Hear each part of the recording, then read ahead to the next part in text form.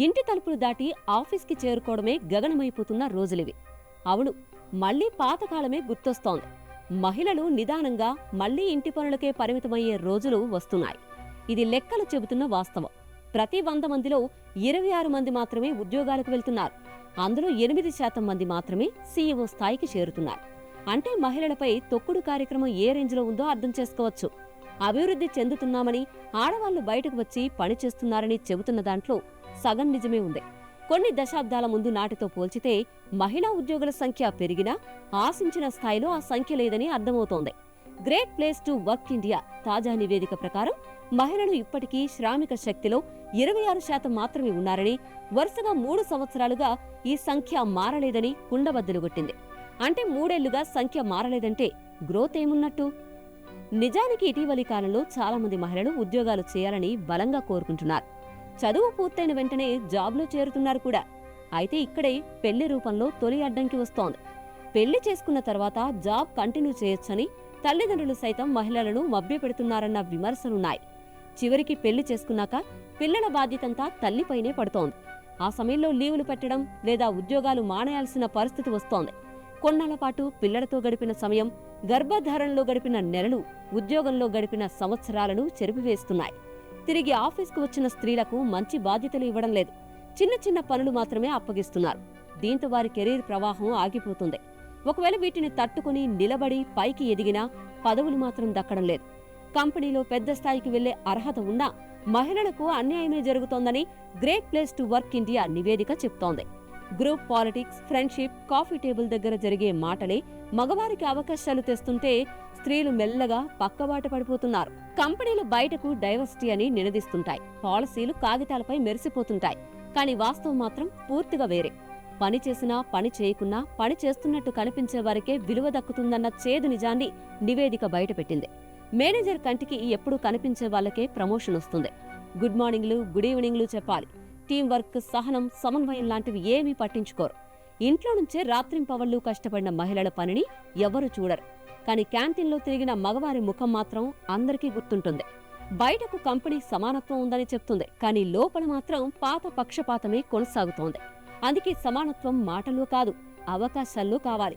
కొత్త తరం స్త్రీలు ఆఫీసు గోడలకే కాదు, సమాజపు ఆలోచనలకు కూడా సవాల్ విసురుతున్నారు. వేదికలపై కూర్చుని చప్పట్లు కొడుతూ లేదా ఉమెన్స్ డే రోజు 4 వాట్సాప్ స్టేటస్లు పెడితే ఏం ఉపయోగం ఉండదు. వారిని సమానంగా నడిపించేది కేవలం నిజమైన విధానాలు, న్యాయం చేసే నియమాలు, ధైర్యంగా మార్గం చూపే కెప్టెన్సీనే. అయితే వేతనంలోనూ మహిళలకు ప్రతి చోట అన్యాయమే జరుగుతోంది. శ్రమకు తగిన వేతనాన్ని మహిళలు పొందడం లేదు. ఒక ఆఫీసులో పురుషునితో సమానంగా ఒకే జాబ్ రోల్ ఉన్నప్పటికీ మహిళలకు వచ్చే జీతం మాత్రం తక్కువగా ఉంటుందని నివేదికలు చెప్తున్నాయి. మరోవైపు 100 మందిలో కేవలం 26 మంది మహిళలు మాత్రమే ఉద్యోగాలకు వెళ్తుండడానికి సామాజిక కారణాలు కూడా ఉన్నాయి. అసలు ఆడపిల్లలకు చదువు ఎందుకని భావించే తల్లిదండ్రులు మన కళ్ల ముందే కనిపిస్తూ ఉంటారు. దీనికి తోడు లైంగిక వేధింపుల సమస్య స్త్రీలకు తరతరాలుగా ఎలాగో ఉంది. స్కూళ్లు, కాలేజీలు, వర్క్ ప్లేసుల్లో మహిళలు లైంగిక వేధింపులు ఎదుర్కోవడం కొనసాగుతూనే ఉంది. జాబ్ కోసం వెళ్తే లైంగిక వేధింపులు, జాబ్లో ప్రమోషన్ కావాలి అంటే వేధింపులు. ఇలాంటివి భరిస్తూ ఉద్యోగంలో కొనసాగడం చాలా మందికి ఇష్టం ఉండడం లేదు. అందుకే జాబ్లో జాయిన్ అయిన వారు కొద్ది కాలానికే ఇంటికే పరిమితమవుతున్నారు. ఒకవేళ ఆఫీసులో నిలబడినా ప్రతి అడుగులోనూ పోరాటమే. జాబ్లో కూర్చోవడం ఒకటే కాదు, మగవారు పెట్టిన రూల్స్తో కూడా బతకాల్సిన పరిస్థితి. ఒక్కసారి స్త్రీ పని చేయగల సామర్థ్యాన్ని చూసే బదులు ఆమె దుస్తులు, మాటలు, ప్రవర్తనల మీదే తీర్పిస్తారు. ఒక మహిళ ప్రమోషన్కి అర్హత ఉన్నా లోపల ఉన్న పాలిటిక్స్ వల్ల ఆమె పేరు లిస్టులో ఉండదు.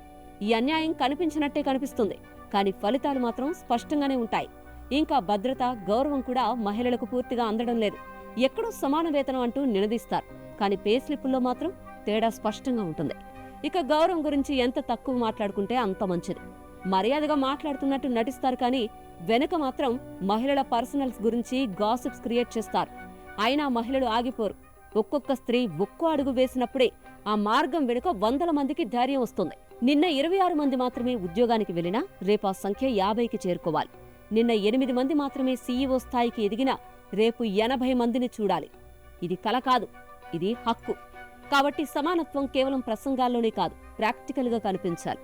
మహిళల కోసం నిజమైన విధానాలు, సురక్షిత వాతావరణం, సమాన వేతనం, న్యాయమైన ప్రమోషన్ సిస్టమ్ ఏర్పడాలి.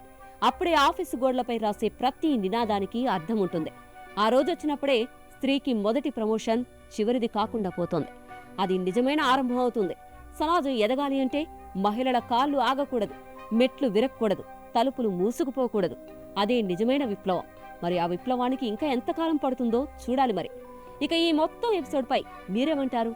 మీ అభిప్రాయాన్ని కామెంట్ చేయండి. This is Aruna signing off.